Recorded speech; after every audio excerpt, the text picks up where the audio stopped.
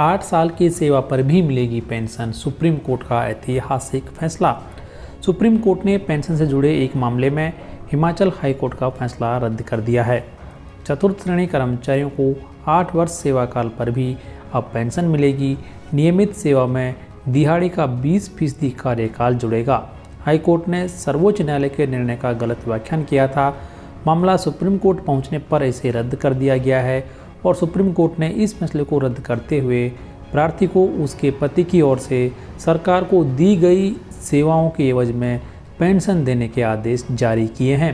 Pension का बकाया 8 सप्ताह के भीतर देने के आदेश भी सुप्रीम कोर्ट के द्वारा दिए गए हैं और सुप्रीम कोर्ट ने सुंदर सिंह नामक मामले में पारित फैसले की व्याख्या करते हुए स्पष्ट किया कि नियमित सेवा के साथ अगर दिहाड़ीदार सेवा का 20% सेवा काल जोड़कर 8 वर्ष भी पूरे होते हैं तो भी सरकारी कर्मचारी पेंशन का हक रखेगा। इसे न्यूनतम पेंशन के लिए 10 साल के बराबर मान लिया जाएगा।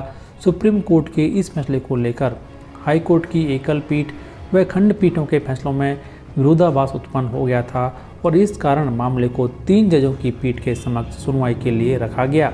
एकल पीठ एवं एक खंडपीठ का यह मत था कि अगर नियमित सेवा के साथ दिहाड़ी सेवा का लाभ देते हुए 8 वर्ष की सेवा का कार्यकाल पूरा हो जाता है तो उस स्थिति में सरकारी कर्मी पेंशन का हक रखेगा।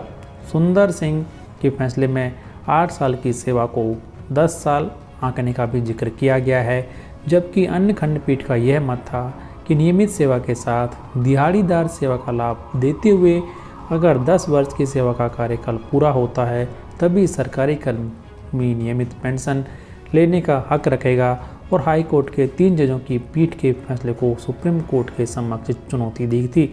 लेकिन अब यहाँ पर इस फैसले को भी सुप्रीम कोर्ट ने रद्द कर दिया है और सुप्रीम कोर्ट ने यह साफ कर दिया है कि नियमित सेवा के साथ अगर दिहाड़ीदार सेवा का 20% सेवा काल जोड़कर 8 वर्ष भी पूरे होते हैं तो भी सरकारी कर्मचारी को पेंशन का अधिकार होगा और उसे पेंशन दी जाएगी। तो ये एक महत्वपूर्ण फैसला माननीय सुप्रीम कोर्ट के द्वारा दिया गया कि अब सरकारी कर्मचारी के द्वारा की गई दिहाड़ी सर्विस को भी पेंशन के लिए काउंट किया जाएगा और वह सरकारी कर्मचारी पेंशन का हकदार होगा।